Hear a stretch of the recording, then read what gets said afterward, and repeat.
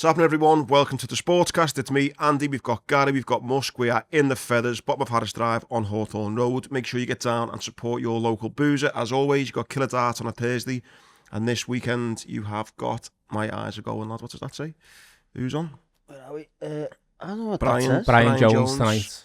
And then Abby Jones Hodge tomorrow. There you go. I think they must have run out of pen there or something. Abby's about to get down here Saturday. I'm sure Brian is as well tonight. And again, massive thank you to Hill Dickinson, our main sponsors for the pod. Boom.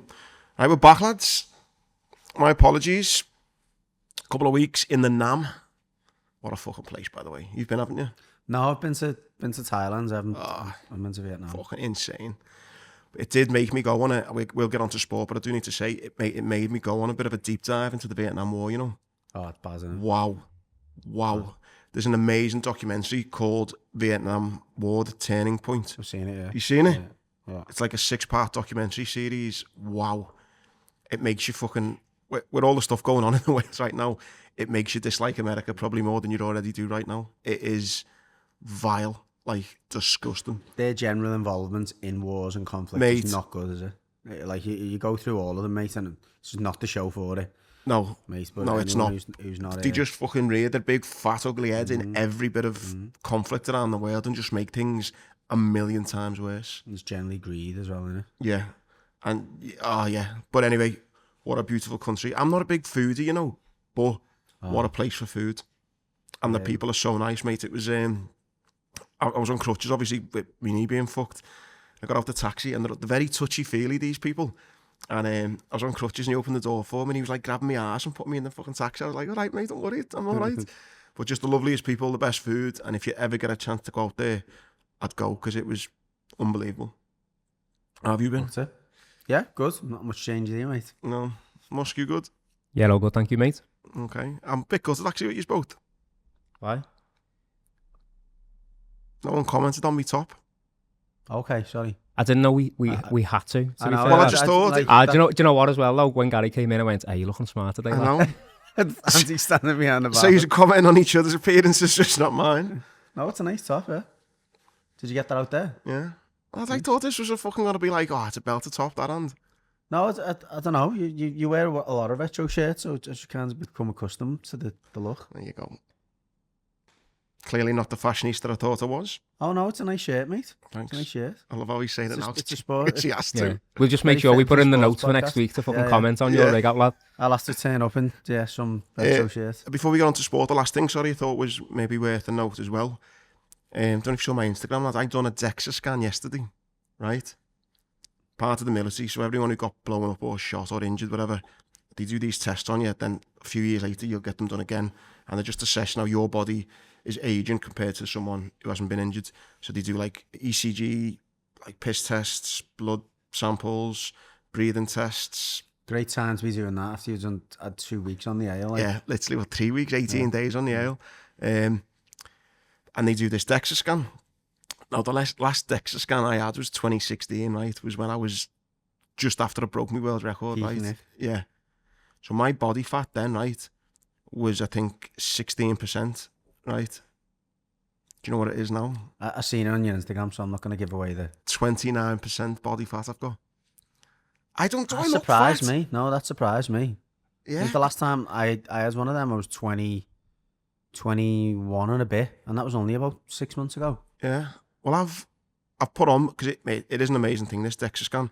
I've put on more mass or more muscle, but I've got more body fat. So, yeah. It shows that those digital scales that's that you buy a load of shite as well. That's why I wasn't commenting on the top, to be honest. I thought you took offence. Tight that in, Andy. Nice fitted shot there. But yeah, anyway. Right, should we get on to... I feel like this week's show, apart from Liverpool and Everton, there's like loads of mad little stories, I thought, going on around the world. One of them is Jake Paul's missus is a beast, if you didn't know this already. One, she's fit.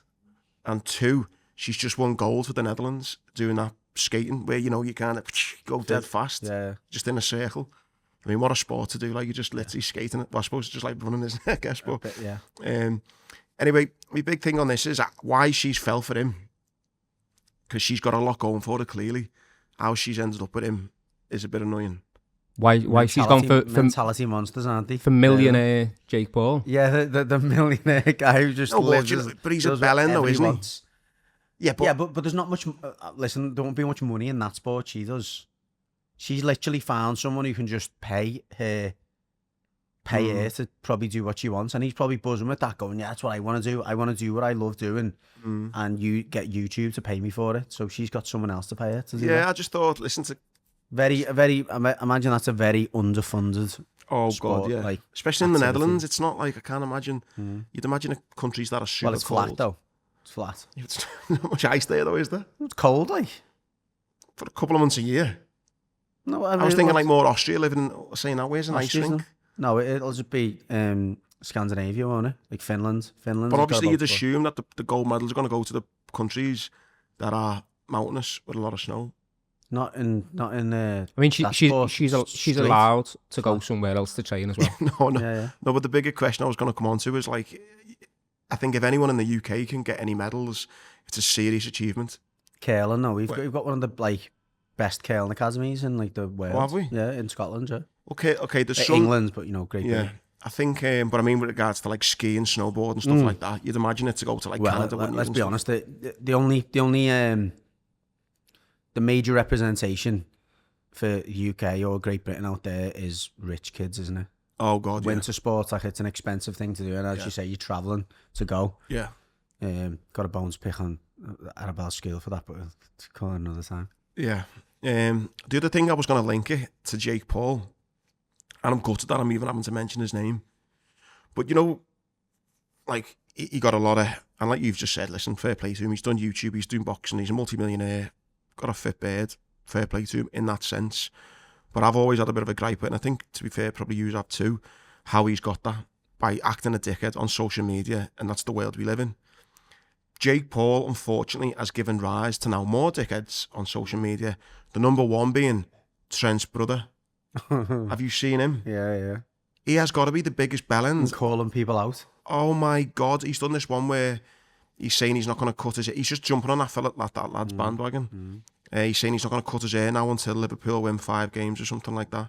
Someone then commented saying, you shouldn't cut your hair until Trent starts 5 games in a row, which I thought was quite good. But to the more serious point, Jake Paul and those dickhead YouTubers have given rise to now dickheads like Trent's brother, who's just a wannabe. No, we've given rise to them. Well, people have. We watch it, we scroll, we share it. That's the problem, isn't it? Yeah. How do we fix it though? We can't fix it on here. I don't think we've got enough people watching this. But the message is, look, try and listen to content that's like you just quoted that Vietnam documentary. Yeah. That's what people should be watching to inform their opinions and help them to understand where we are now. But that was one of the reasons, why I stopped getting guests on the pod. We had a DJ veteran on. He was 98. He was unbelievable fella. So many stories. I think got about 500 views. Spurred, mate. And I was like, what are we? And then you get some gangster on and everyone's like, ah. And I get there's like true crime is a thing and all that, but it's just people love the sensationalism, don't they? And like and again, I've obviously been doing this a long time, and I don't do it for views and clicks, fortunately. But the only time that we get major coverage or whatever is when I say something that people don't agree with, and they go, oh, look, that dickhead, what's he talking about? Like the other night I had it when we done a instant match reaction, and again, same old fun fella. I said Pickford's fault for one of the goals. Oh my God forbid. Really? Everyone's going, oh, this lad hasn't got a clue what he's talking about. He's the best goal. I said, so what? He made a mistake and it was his fault for the goal. You're not allowed to call people out just because he's been boss generally. Oh my God! Like again, we always talk about work. Just if I'm boss at my job, but I do a terrible, like I make a terrible mistake, fuck up on this project, and it goes tits up, and the business lose loads of money. I expect someone to say, Gary, that wasn't good enough, or I would be the first one to go, do you know what? Yeah, I need to sort that out. But God forbid anyone call out someone who's generally good at what they do. It's a mad world, isn't it? It is a mad. I think as well, they're just with. Because I've been away, you're just scrolling and stuff, and you just see some of the stuff that's going on around the world. It is just, we'll keep to sport, but it's just, I just feel like it's a mad time to be alive. Do you not think? Yeah, I mean, yeah, it is. It just feels weird, I think. It is, but again, it goes back to what people spend their time looking at and sharing doom and stuff. Scrolling. Yeah, and I know you obviously, you seem to pick up some mad stuff on your feed, like, but like, fortunately, because the main stuff I share now is with like one or two of my mates, and it'll be like the same funny little like jokes, and it'll be stuff about dogs with Jen. So I just get stuff like that, and it's actually, I don't mind it. It's quite funny, and it's like light-hearted humour, and it's a bit edgy. But it's not like... I need to break the cycle of knobheads like Trent's brother then, because I see a lot of knobheads scrolling. And half of it as well, when someone shares something in your WhatsApp group or whatever, and then you click on it and that's it then, innit? You're done, because then you're swiping across at stuff that's similar to that. Yeah. What else did I put in the group? Before we get on to proper sport, there was a few other little things I couldn't get my head around. I was a bit like, what the fuck? Oh yeah. Should we go on to keeping on the... No, yeah, but before we get on to there was a bloke who he won a bronze medal, and at that point decided to come on fucking the telly and say, "Oh, I'm really sorry. I just want to say my girlfriend I've been with 6 months. I cheated on her last week, and it's been the worst week of my life. And I just want to say, like, I'm really sorry." He's just won a bronze. He used his platform to do that. He used his platform and winning a bronze medal to then. She probably didn't appreciate that either. She probably hadn't told anyone. So this is the thing. So he's straight after it, kind of instant match reaction, if you like. He just starts crying, saying he's just made a big mistake and all that. And he's like, I really hope the person who this is intended to... Is he on that hydraulic acid or whatever it is? Before it. What? I know I didn't get that when he said that. Remember the skiers thing? The video you put in? The skier. Video put in, skiers have been injecting themselves. Oh, yeah. Sorry, yeah. But so... in his moment of glory, just won bronze. He then confesses that he's, fucked up and he's cheated on his bird. And he said, I hope the person who, it's intended to gets to see this. And then when he's sat in like the proper press conference, and he kind of doubles down on it, saying, yeah, do you know what I mean? And he just confesses that he cheated on his girlfriend. But the comments are like loads of women going like, nah, he's a walking red flag. He's doing this to like, almost like emotionally guilted into like taking him back, and I just thought, like, what a random time to kind of... It's a big play as well, though, isn't it? Like, yeah, I mean, I don't know. You don't know. What did he think was going to happen? Because everyone wants to know the results then after that. I don't feel like... How did that work? Did it work out for you? If it didn't, then... I don't feel like he planned that, I think it's just like an outpouring of emotion. Oh, he starts crying. Yeah, he's gone to bits. Like, I can't compare to that, and this is not like it because it wasn't a bad thing. But I always remember when I finished my first London Marathon and I trained for like 18 months for it. But Jen was getting induced with Arabella the next day. So I knew like I was going to have it. But it sounds mad, but I blocked it out completely because I was like this focused on getting a sub 3. And I got it. And I'm walking through to get my medal. And there's a fella next to me and he goes, yeah, are you going out tonight? Blah, blah, blah. And I went... started crying. He's like, "You all right, mate?" Burst out crying, blubbering like a baby. Yeah. He's like, "You all right, mate?" I went, "Yeah, I was just about to tell you that I'm going home to my wife's having a baby." And I just like, that's nice though, isn't it? It was nice, but I kind of like think maybe he's like got to that, and he's probably done that, hasn't he? What he's done. I'm speculating here, but thought I can't think about that now. I need to get my medal. And then once he's got his medal, he thought, I need to sort my life out now, or I need to get back to reality. Yeah. No, it's a good analogy because I know what you mean, that outpouring of emotion. But I think if it's not an outpouring of emotion and it's a calculated decision, he's fucked up. He needs locking up, Yeah, he's fucked up big time. Someone needs to put him on a list. Yeah. Because he's going to do something mad. Just what a dickhead, like. And anyway, I thought that was quite funny.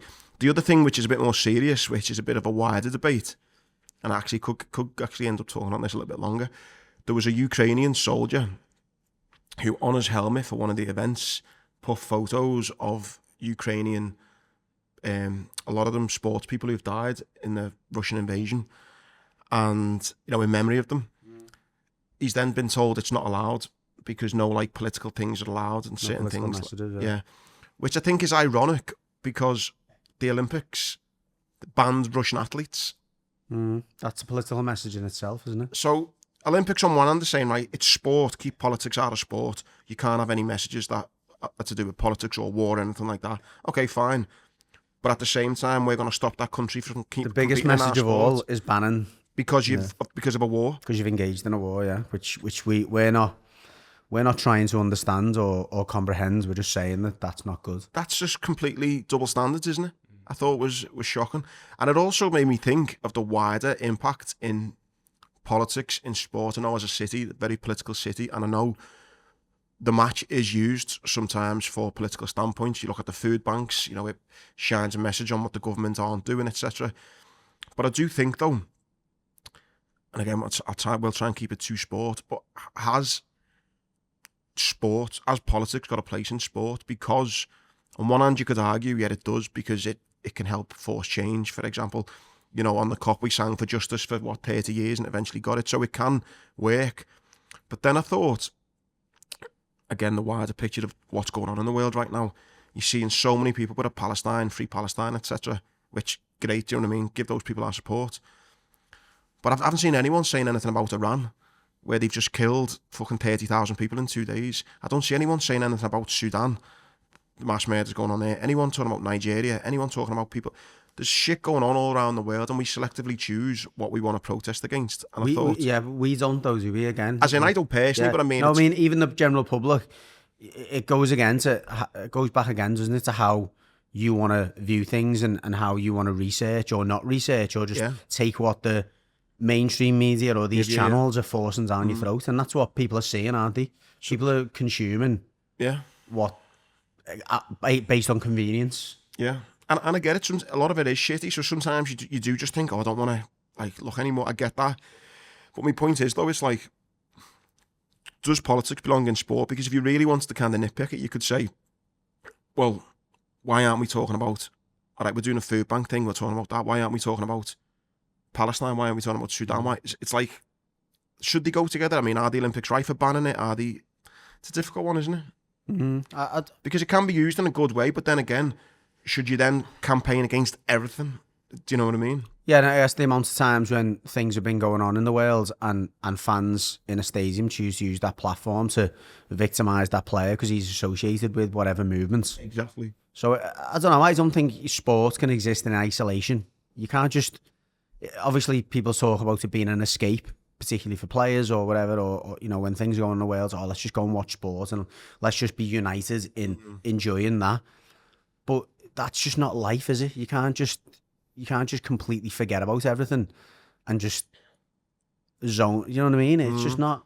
It's like if it can, what does that say about you? Like, it's like the Black Lives Matter thing. So everyone goes on the knee again. Great, if all that, but then it's you look at like 9/11 when that happened. I remember there was a derby straight after 9/11. I always remember it. And again, a moment of silence because you're that. It's like if you wanted to look around the world, you could have a moment of silence every fucking week. Yeah. Do you know what I mean? So it's interesting, isn't it? How we kind of pick and choose what we are gonna. That's a good example around the moment silence. Is sometimes I go, what are we quiet for? Yeah. What's happened here? Yeah. And you look at the screen, it's like, oh shit, yeah. But you're right. There's always something going on, isn't there? And maybe that's it. It's like every club has got to choose something every week to something that means something to you, your community, whatever it is. I don't know, but I think you went to the game on Saturday night, Brighton, the FA Cup. You went in there, moment of silence. Oh yeah, because 20,000 people died in Iran last week. You went next week, there's 15,000 Somalians got killed. You would do it every fucking week. I know you would, but I guess the question is that right? Is it wrong? Yeah, that's I think the question I was getting at. But then who decides it's okay to respect that? Is like, so for instance, I don't think Everton have to ask permission from the Premier League if one of the fans has died and they want to do a moment's silence. But do they have to ask the Premier League or the broadcasters if they're allowed to have a moment's silence for 20,000 Iranians? That's a good point then, because then it'll go into murky waters, because then there'll be like something like Sky are owned by someone who's got links to fucking Iran or got links to some, and then I'm asking that question, certain flags have been told to be taken down at matches and stuff, so that's what I mean. There would be you'd have to get permission for certain things, because I know people have either been kicked out or been asked to take flags down or cover up t-shirts that have got certain messages on in case the cameras go on them or whatever. So it probably would be you'd ask for permission for every single thing. Obviously, as you just said there, when it's like a fan or whatever, that's not a political thing. That's just a kind it could be, couldn't it? Like for instance, if someone died who was massively political, like on the far left or far right or something. Yeah. No, it's a.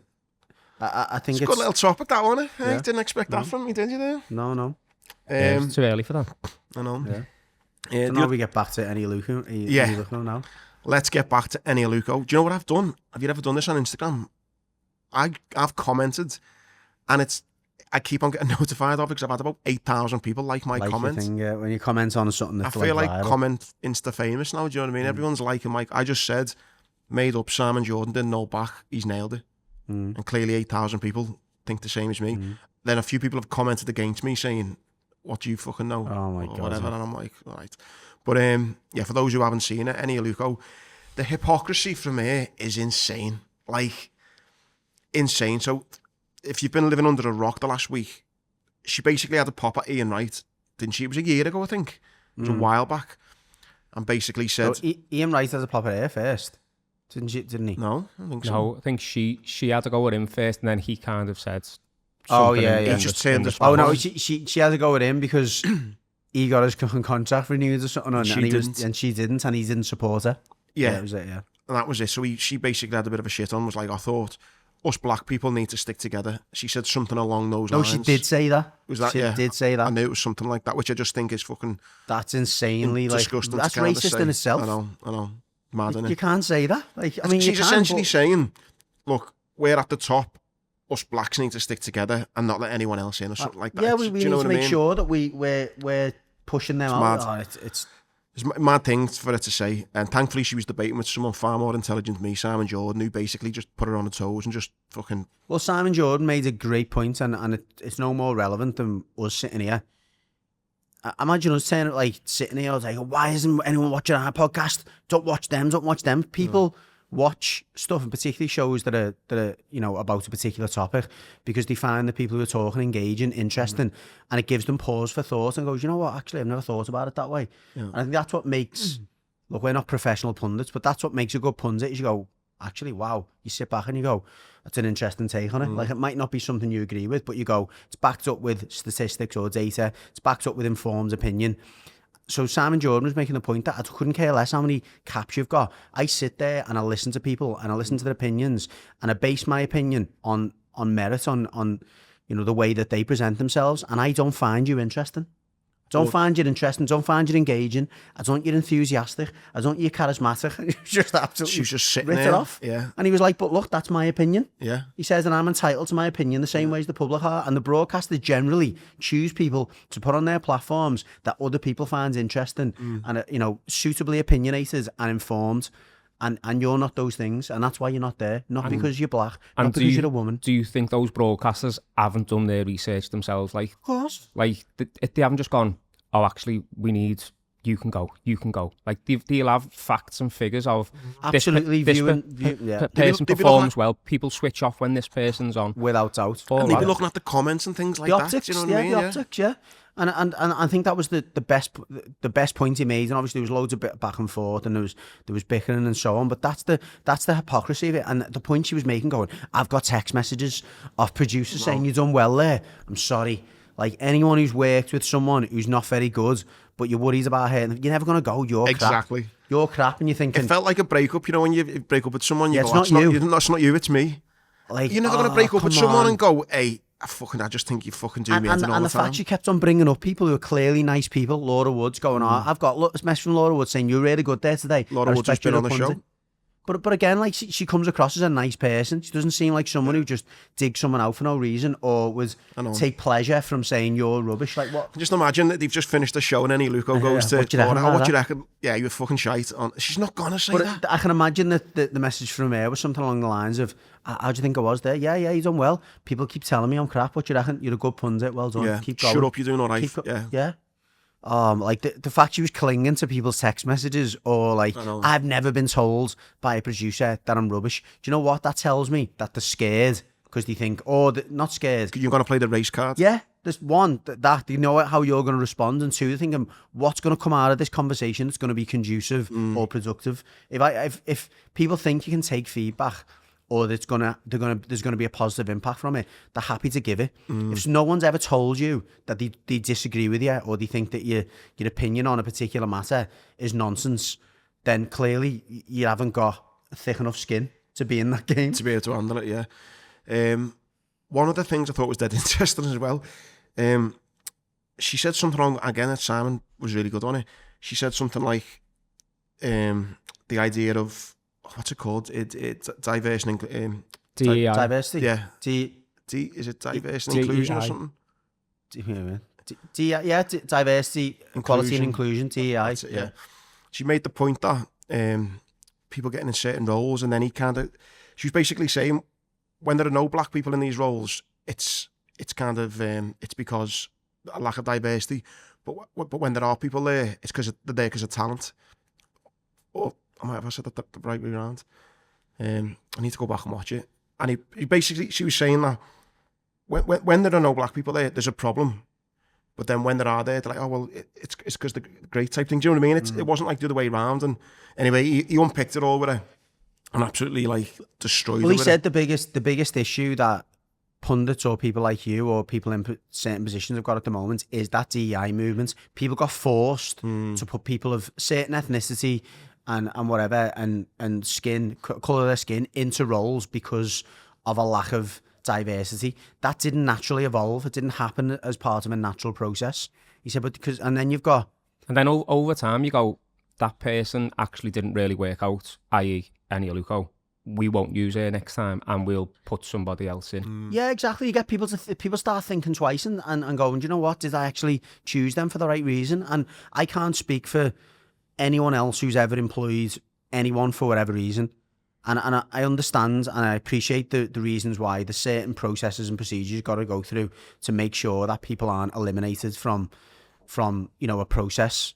And that's due to stigma. Like there'll be people sitting there going, Indians can't do that, or Scousers can't do. We get it. We spoke about it before. We get it like a stigma. Oh, it's a Scouser, and they pick on your accents or they pick on your your religion or whatever it is. So there will be people sitting in powerful roles who will stigmatise like people. A bias. Have a bias. Whether a subconscious bias. So I'm okay with the screening process being somewhat anonymised, and you don't know who you're going to sit in front of until they're sitting there, and it hopefully gives people a pause to go, wow, I didn't expect that candidate to be a woman, didn't expect that candidate to be 60 or 30 or 20 or whatever it is, or a Scouser or a Southerner. But I can hand on heart say I've never ever sat in an interview and they've sat down and thought, these are going to be crap days. I just try and listen and look and I observe and I take people on merit, and it really angers me when people turn around and go and just assume that the whole world has got this discrimination towards people. And look, I know it happens, and I can't begin to understand what it must be like to be part of a particular group of people that doesn't get chances. And in parts of the world, it's a million times worse than it is in this country. But to assume that everyone is of that. It was so brazen of her to just play the race car live on radio. I was a bit like, that's mad. Like how she was kind of so like, yeah. Do you know what? I don't care. I couldn't care less if she's a woman, she's black, or she's, Muslim or Christian. She's not a nice person. No, she's I don't get I just don't get a nice vibe from her. Yeah. From what I've heard, which is unfortunate, because I mean, listen, when people say, "Oh, I don't care what anyone thinks," you do. You care about some people. I care what you think about me. Do you know what I mean? Everyone cares what the friends and family think of them. You do. Anyone says they don't, they're lying. And I suppose in a wider, you do want to be liked, or you want to be maybe respected, or like you do. It's just an innate thing. Well, it's one or the other, isn't it? Yeah, I think if if you don't like me, at least you can be respected, yeah. Or if you're liked and not respected, I think either way and listen, I'm not encouraging people to go there, because that's what I was getting onto, yeah. And I've not felt the need. I think what you've said is perfect. I think he's bob on. His opinion, you haven't targeted her as a person. I don't get a good vibe from it, but that I wouldn't feel a need to go on social media and go, you're a horrible person. Yeah. Go and get back in your hole. And that's the thing. That's unfortunate. I think she's trying her best to try and re-establish a position, isn't she? She's not being, I think, in the main, very successful at that, and I don't think she's come across particularly well. But I still don't think it gives people a right to go and attack a person. Of course not. And it's like the unfortunate bit is she's in a job where you kind of do need to be liked, and she's just not very likable. Unfortunately, if you're not liked, you need to be the right side of that controversy, don't you? You know what I mean? Like, a lot of people don't like Simon Jordan. But they listen, and you've got to respect him for, he was the youngest ever Premier League club owner. He's made hundreds of millions. He's done it, and he's articulate. So yeah, again, you might not like him, but you think, fucking hell, I'm going to get something from listening to him, etc. Do you know what I mean? And that's what's sad about the Eni Aluko situation is she did have respect for the fact that she came through as a young black woman into, a minor, minority sport. So she was fighting against it on every level. Now, and women's football deserves a lot of credit for where women's football gone. She was part of that movement. Oh, she was, what I mean? And that's why, like, I think, whether it's a lack of PR training or whatever, or I don't know, wrong decisions. You say she just might be just a bit of a knob, though. Like, yeah, I know. Do you know what I mean? And that's what I'm saying. Forget about all the opinions, forget about what she said, but I just don't get a good. And listen, the way people probably watch this and think, or they might scroll past and go, I hate that Andy, I'm a bit of a knob. 100%, yeah. You know what I mean? Doesn't know me or nothing, but they just 100%. get a feeling. No, but the point I'm making. But you know what I mean, though? Yeah. And that's completely fine. People who, thankfully, I've got friends and family who do like me and that, but there's millions of people who probably think I'm a fucking knob. No, when I say 100%, like, that's what people do, isn't it? They go, he does me, she does me, as in, like, whatever. And I think that's what I was gonna end on, is like, look, if you don't like it, you don't listen to it, you don't like her opinion, just get past it and go and watch someone you are interested in. I think it's a bit sad how it's been used as a massive stick to beat her with. Obviously, I think anyone who follows but this is the problem, though. You're right, it is unfortunate that she's going to get beaten with this stick now. But she's brought it up again. Like, it was her bringing it up again. Like, she come out in the interview and said, I've pulled myself back from working now on the TV, doing the games, etc. Fine. You don't have to then talk about it again and bring it up and then start more beef with Laura Woods and Ian Wright again. I just thought it was very bizarre. I think, look, we've all said things, particularly on in situations like this, where you think, you know what, I didn't quite mean it that way, or I wish I could take it back. She had the chance on that interview with Jim White and Simon Jordan to go, do you know what, I probably didn't present this the way I intended it. And you know what, if she turned around and went, you know what, I'm bitter because I'm not on there. Yeah. I'm gutted. Yeah. It hurts me. Yeah. You know what, you go, fair play, there's a human in there. But it's like she's trying to keep that human away and put up this mask that says, you know what, I'm better. And it's like, it's not very endearing. It just comes across like a knob, yeah. And last thing maybe to finish on, and I've got black friends who have asked this too, and it is interesting. I don't know what the right thing to do is when it comes to racism, in a sense that, so my personal view on it is, again, I've got friends who are black or friends who are mixed race. I don't ever think of them as I don't talk about it, because I think you're my mate. And, I don't understand it. I don't understand how you're feeling. And what's the... And I've asked my friends who are mixed race and black, and I've said, what do we do to fix racism? Do we constantly talk about it and try and, like, educate people? Or do you just ignore? Because you're thinking, you're not black, I'm not white, we're just fucking people.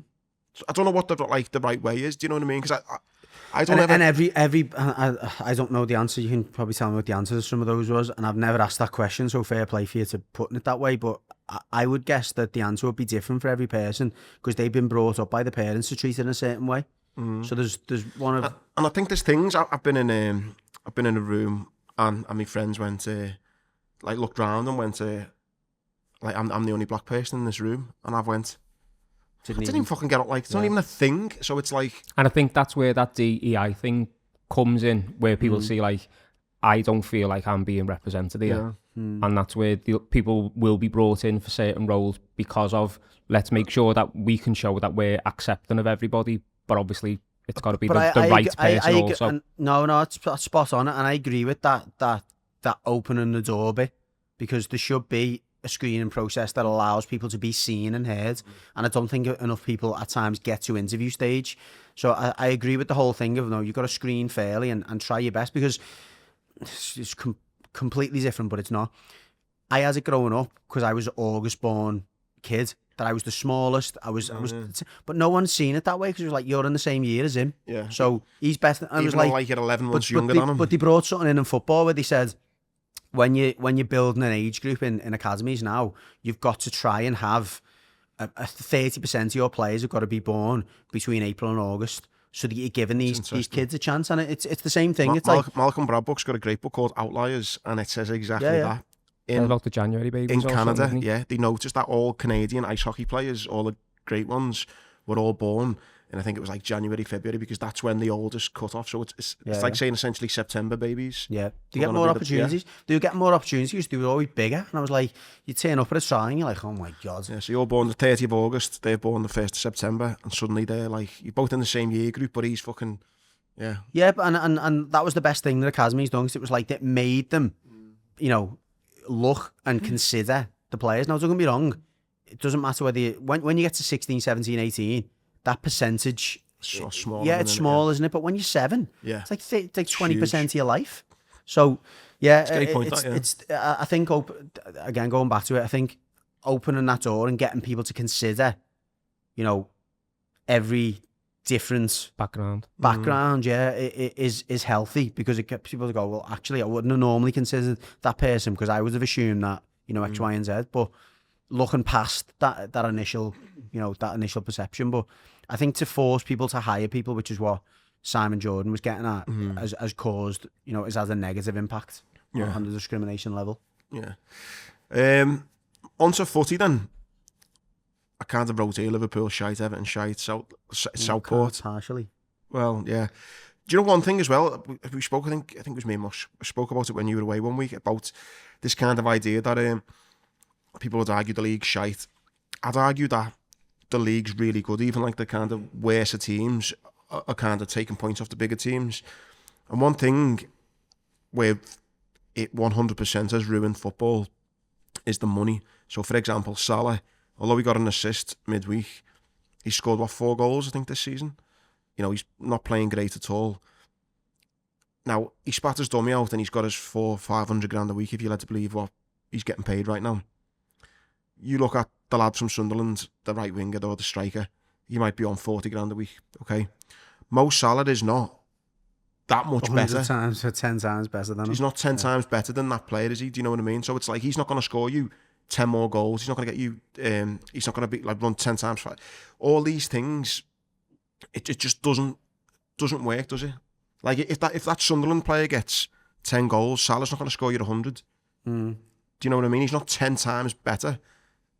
And it's like, we assume as fans, because Salah's on 400 grand a week, Van Dijk's on probably 350 a week, you're like, we're getting, and we're playing against a team like Sunderland, and they're only paying their players 30 grand a week.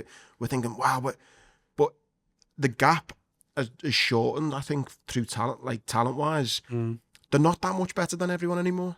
I believe, anyway. Well, I think you could argue that the AI recently has done that to the corporate world. Like, whereas 2-3 years ago, someone who was in a senior management position could write a report that a junior could never even dream of writing, because they're like, I haven't got that level of expertise or knowledge or whatever. Whereas now, someone who is probably hasn't got a degree, has just got a few GCSEs and is quite sharp, a basic understanding of it. Yeah, exactly. Can write a similar report. So I think you're right, and I think technology and in football and sports science and all that has closed the gap between an average player and an exceptional one, because you can get there's so many add-ons, so many ways that you can improve your game by the small margins, that they are closing the gap between them and the very perceived to be like top players. And I think that's why you're looking at like the kind of all the sackings that's gone on. Obviously, Dice has just lost his job, Thomas Frank has. It's like, I think we assume as fans that, look, right,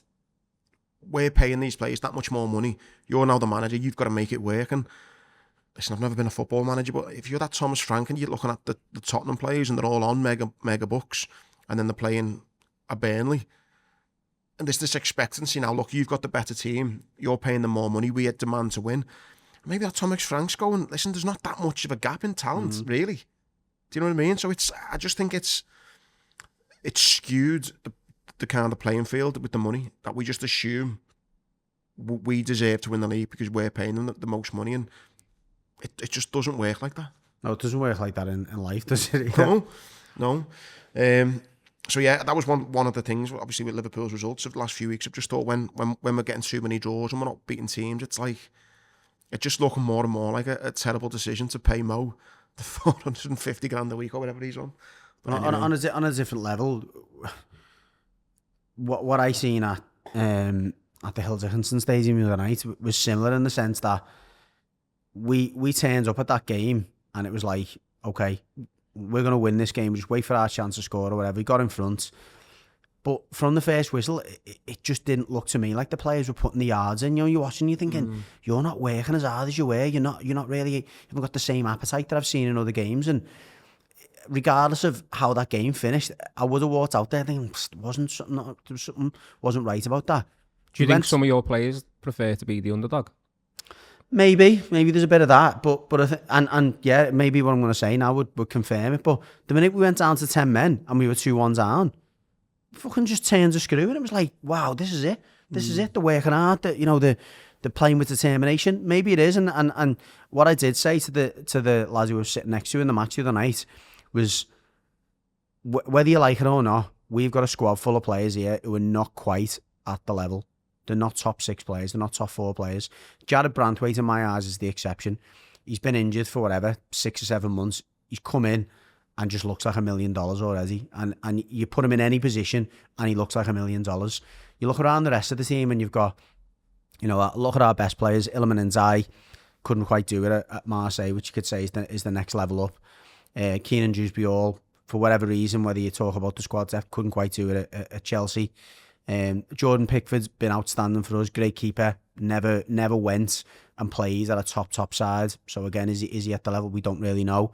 Tieno Barry's still a kid or whatever, but Idrissa Gana Guy went to PSG, 18 months, comes back. James Garner, failed Man United player as an academy player, done okay at Forest, all right, but again, they're not. So would you say then, you're 8th at the moment? Would you say? At the moment, that, like it or not, that's our ceiling. Now, obviously, you can say, look, we're 2 points off. If you'd have won the other day, we'd have been. And you can say that all the time. Liverpool, You say that like there's games we've drew with it, and our home form's been poor. However, our away form's been ridiculous. I think where we are in the league at the moment is as good as you can expect from that group. And I think David Moyes has done a remarkable job to have them in the mix where they are. Now, I don't look around at like Sunderland, Fulham, Palace, even Brentford and think, no, we're not at that level. So don't get me wrong. But above that, including yous, we don't have a divine right to be in there. And that was what... You're making a great point, because you look at the teams above you. You're not better than Arsenal. You're not better than City. You're not better than Villa. You're not better than United. You're not better than Chelsea. You're not better than Liverpool. Arguably Brentford, maybe. So yeah, 7th, 8th is probably like what? If you said to me at the start of the season, you're going to be in the top half. You're going to be above Newcastle. You're going to be a few points away from Liverpool. Above Spurs. It's a good, above Spurs. And to be fair, that conversation did happen, and you said that would be great if we were in and around there. So why? Because I had a pint last night. Why are people moaning about Moyes then? I don't. I can't say I don't get it, because it's like. But you've just made the point. I can't say I don't get it. The reason I say I don't get it, I can't say I don't get it, is I didn't enjoy the way we played the other night. That said, that's not. I don't think that's on the manager. I looked at I always say and I might contradict myself here, I judge the manager by the 11 he puts on the pitch, and you go, do you know what? That's the right balance for this particular opponent. Obviously, the results will supersede all these things I'm going to say, but the 11 he puts on the pitch, the changes he makes and the time he makes them changes, the impact those changes have, what they look like after our time if we've had a poor performance. On those metrics there, the selection the other night was bob on. The changes he made, didn't have a lot of choice. He changed what he could. The performance for the 5-10 minutes after half time was better. The levels went up. We missed 2 sitters or whatever just after half time. So, and the results this season in general have been good. We've struggled at home, but everyone was telling us when we moved into the new stadium, there's going to be a bit of a hangover there, new stadium, it's always a bit different. The opposition comes and they're up for it because this boss stadium and it's a nicer environment for them to be in. Everyone told us that. And lo and behold, it has actually happened. The away form now is one of the best in the league. Yeah. So we've got one of the smallest squads in the league. We've probably invested, I'd say probably around the 8th or 9th most in the summer, which is where we are. I'd be interested to know where you are in the wage league table, because you probably are about 8th or 9th, as a guess. Like certainly spend turnover, all the things you talk about, we're about mid-table. Yeah. We're not in the bottom half, definitely. I do find it baffling how like people are still having a pop at them. It's like, I've said it for years. Look, let's see the form table. Where are we? About 8th or 9th as well? Yeah, 8th. Yeah. Where are we in the away table? 5th. Home table, poor. Obviously, poor home team. I think the last 10 games form has probably been about 10th as well. again, I'm struggling with it. Don't get me wrong. I wasn't sitting there going, this is great the other night, and I was frustrated and I was pissed off. I think it's a game we should have won. It's one of another 4 or 5 games at home that I think we should have won. But that doesn't mean because we should have won those 4 or 5 games that we should be third. Yeah. Because there's some of the away games we haven't had a right to win. One of the things as well, and this is about life, it always makes me chuckle. You know, when someone says, I was unlucky there. No one ever says, or very rarely, how lucky you were when things have gone you well. So, yeah you might, loads of games, maybe you have drew. Go, I was so unlucky there at the post. No one will ever talk about the games when you have won and the oppositions have hit the post in the last minute and go, we were lucky to, you know what I mean? You forget that, don't you? It's selective memory, yeah. Exactly. And that's what I think a lot of our fans have got at the moment. It's a bit of a selective memory around, because look, let's be honest, 80-90% of the fans only go to home games. You know, you've got the fans who go to away games who've had some outstanding performances and experiences this year from the way that team have played away from home. Muskie makes a good point. Do we prefer being the underdog? I think Moyes has always preferred that, if I'm honest.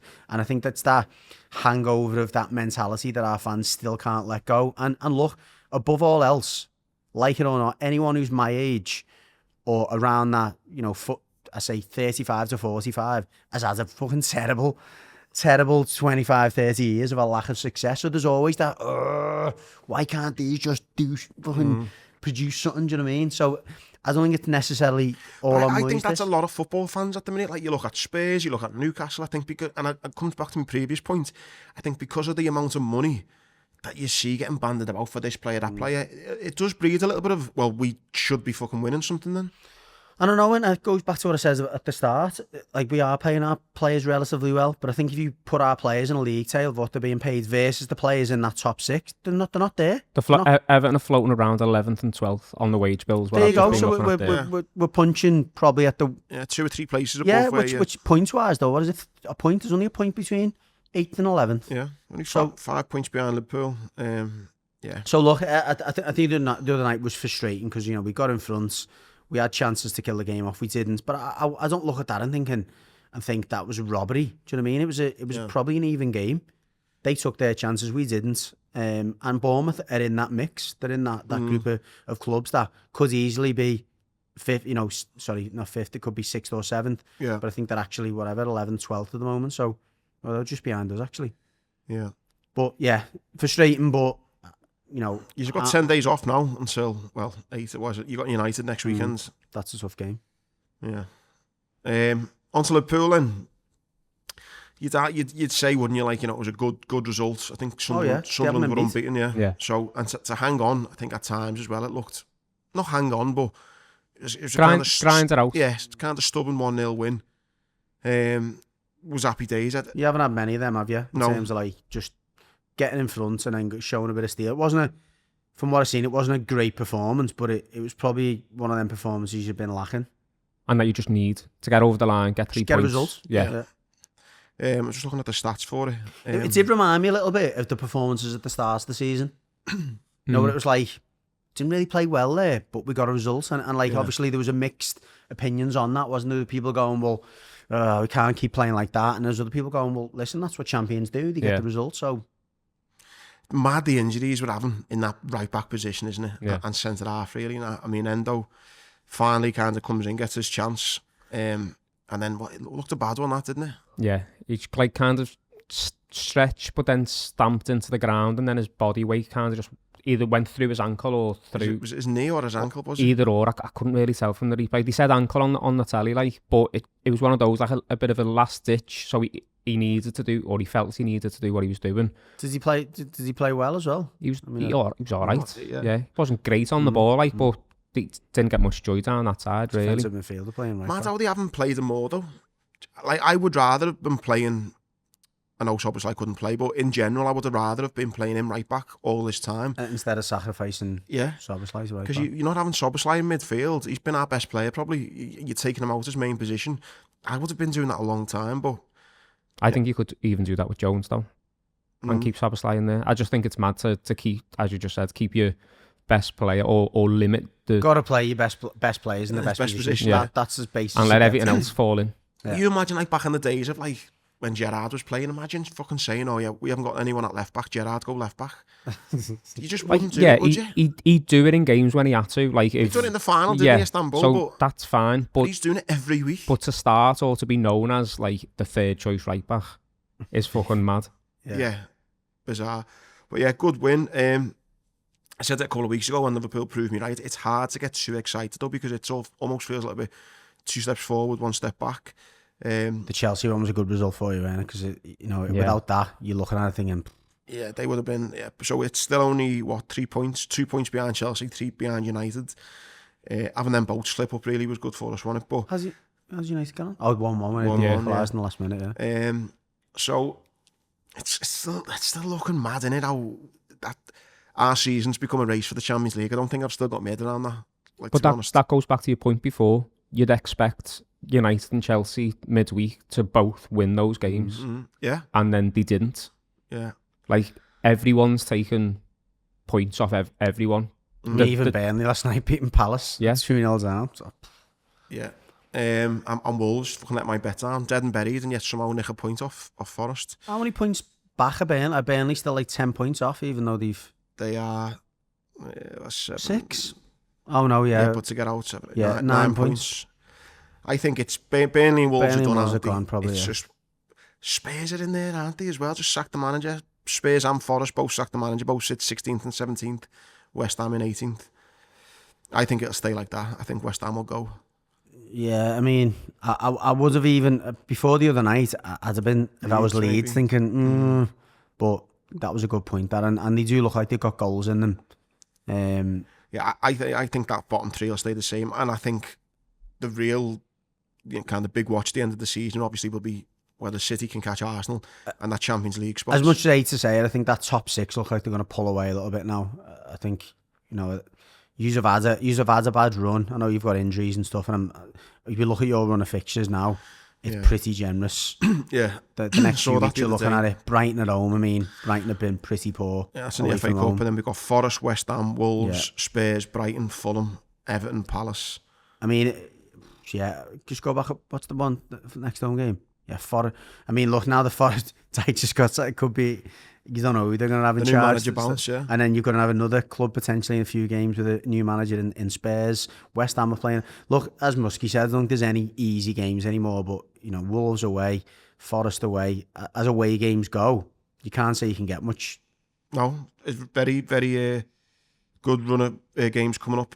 We won't touch too much on it now because there's already been a game, but that City game, I'll be honest, how many great days have we had, Musk, over the years when it's been like 4:30 on a Sunday, Liverpool, City, Klopp against Pep, really going for it. It's been some unbelievable, even I think for a neutral, there've been unbelievable games of football to watch. Obviously I was on holiday, managed to watch it.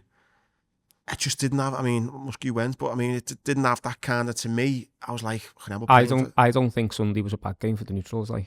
I thought it was a second half was. I thought the first half was a bit of a. They dominated, and we were just sitting in. Side. You were just kind of sparring, and you were doing what you were doing. Again, I thought again that first half was a bit like what you were doing at the start of the season. It was like. But I mean, did it have the feel of like, Second half did. I thought the last half an hour was very good. Obviously, you scored a goal. You had chances to kill the game off to win it.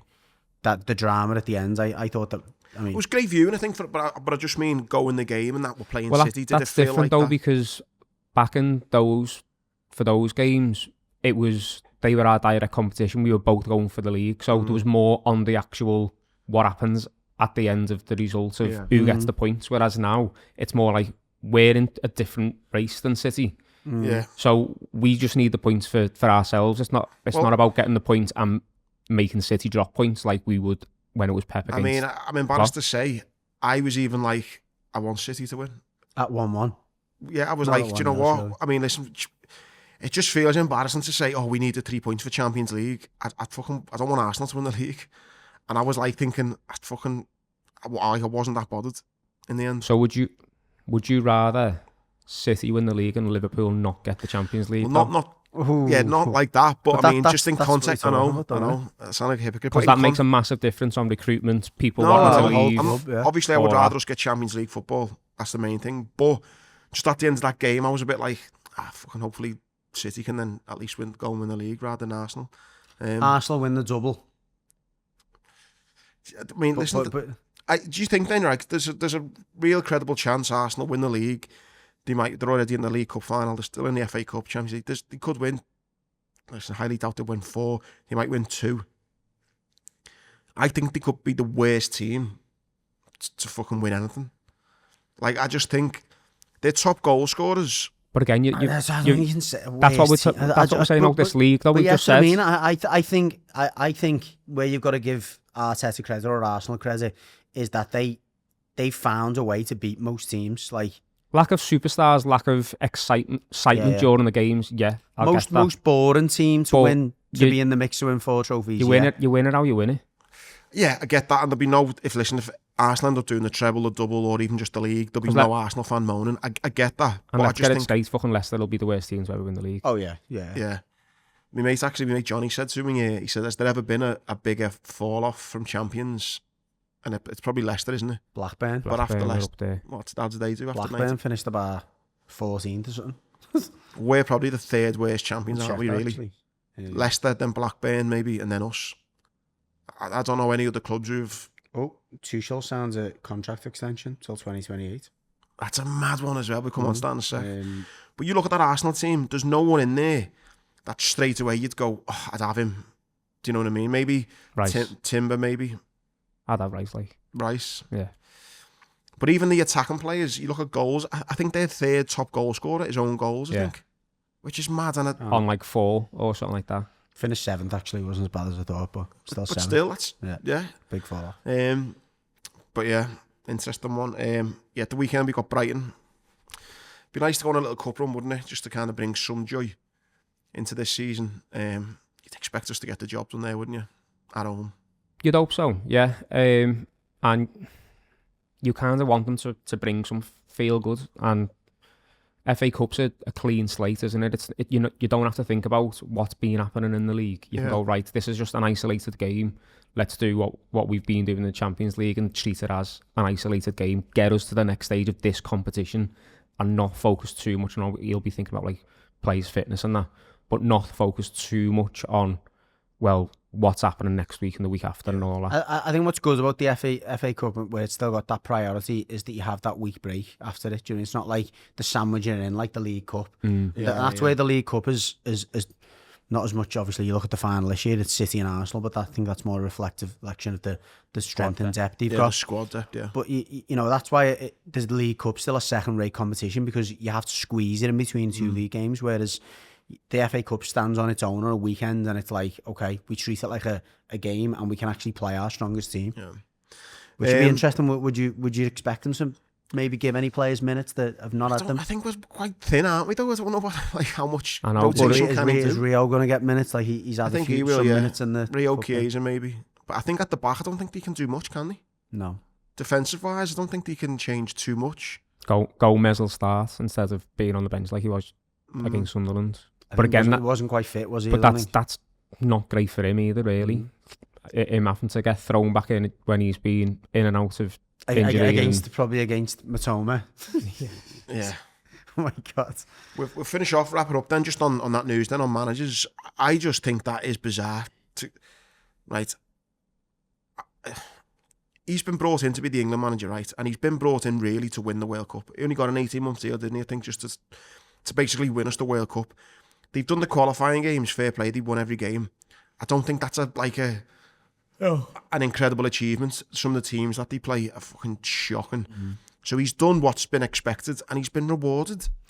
When you say he's been rewarded, the 18-month contract, from what I heard, was Tuchel's insistence as much as the FA. That he said, look, if I don't take the England sailing into this World Cup in good shape, then I'm not the right man for the job, and like vice versa. But regardless, though, even if as long as he would have got us to the World Cup, like whatever they qualified for, great. But anyone, I mean, it was only Steve McLaren, I think, that didn't do it, wasn't it? When he had that Wally with the brolly, that kind of thing. But that was when Beckham was playing for them, and it was a long time ago. He was always going to get there, and even if he'd got there and got beat a couple of times, you'd still go into that World Cup going, we should win it. Like, I don't think perceptions changed of England in the World Cup, whether we've went unbeaten or whether we've scraped through the qualifiers. I don't know about that. Every fan and everyone in the media would be expecting us to... Not to win it. No, but We're one of the favourites to win it. To go far in it, regardless of how the qualifying would have went. I disagree. Every year, maybe, the qualifying, regardless of what we're expecting. I just don't think it's... Yeah, the qualifying, you can win games, but it's the manner in which you win games, and it's like the clean sheets and stuff, and it's like, you almost look at that England team, and you could maybe, whether you could say accuse them, they're a bit similar to Arsenal in a way. Like, there's no players where you go, wow, mate, is there really? There's Kane, maybe. Kane is the talisman, but he's been there for so long. I don't think there's, but they look solid. But I just think, though, it's more... Everyone's getting the sack. You're looking at United, are they going to stick with Carrick or not? You look at Liverpool, are they going to sack the manager? Will Real Madrid stick with Arbeloa? Tottenham now, I think they've thought there's going to be a lot of clubs after Tuchel, especially if he does all right. Let's get him tied down now. I don't think it's got anything to do. It's probably just more money, though, innit? It's like, look, we want a bit more security. The FA get compensated. We want compo, blah, blah, blah. It's... In that situation, it's a no-brainer. So you think then they've more done the contract just to put a clause in to say, look, if someone wants him, if he ends up, let's say he does win the World Cup in England, and Real Madrid come calling, United come calling, whatever. You're going to get at least 10 million or 15 million or 20 million for him, yeah. I don't think he's got that contract on the back of the qualifying rounds. I think it's just to put people off. I mean, I said it 6 months ago, didn't I? I could see him being the next United manager or even, the next Liverpool manager. Based on his club CV and the fact that he's come in at England and actually settled it down, and it was a tough. What everyone thinks of Southgate, it was a tough man to follow. We haven't had a manager. That's my point, though. He's not fucking done anything yet, though, has he? So Southgate's got them to semi-finals and finals, albeit not won anything. All Tuchel done is fucking got them into the fucking past the qualifying, and he's been rewarded. I'm like, we reward shite in this country. Like, what's he fucking... But it's like, unless he gets... a business move, though, innit? But unless he wins the World Cup, he's done exactly the same as Southgate. But if he wins the World Cup, he's just got the biggest position of strength ever then, hasn't he? And also the FA are fucked, because they're going to lose the manager for nothing. Yeah, but would it not be better, though, to sign the contract out, get to the World Cup, you've won the World Cup, you got England clambering over you, listen, sign another deal. Surely that'd be a better position of strength? No, for him, yeah, but not for England. The FA. Not for the FA. Yeah, I know, not for the FA. The FA will turn around to him and say, Thomas, you're on, whatever, 100 grand a week at the moment. How about we give you 200 grand a week, but just sign a contract till 2028.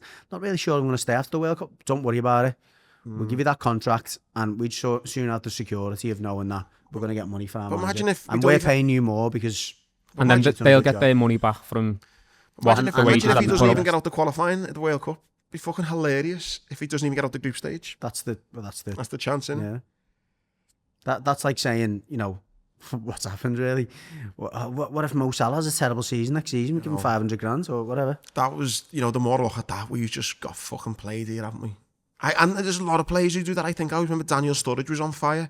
He got a massive deal and then went shite. Yeah, it is. That, yeah, it's a thing, that, isn't it? So, of course it is. And they're human though, aren't they? Yeah, exactly, yeah.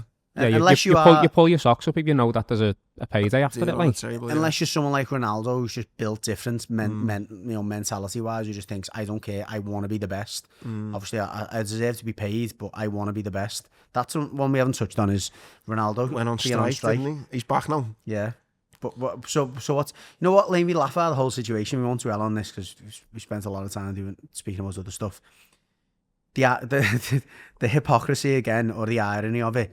The reason why Al Nassr have not been given as much money as the other clubs is they look at their wage bill and go, whoa, he's on $500,000 a day. Or, their wage bill's twice what the other clubs are. So if you just looked at it and went, shit, if I just half my wages, then they can spend more. I can almost imagine one of those, like, almost the Office kind of scenarios, like Brent, and they're like looking around going, right, where's the money coming from our players? Yeah. And Ronaldo's just sitting there like, going to me.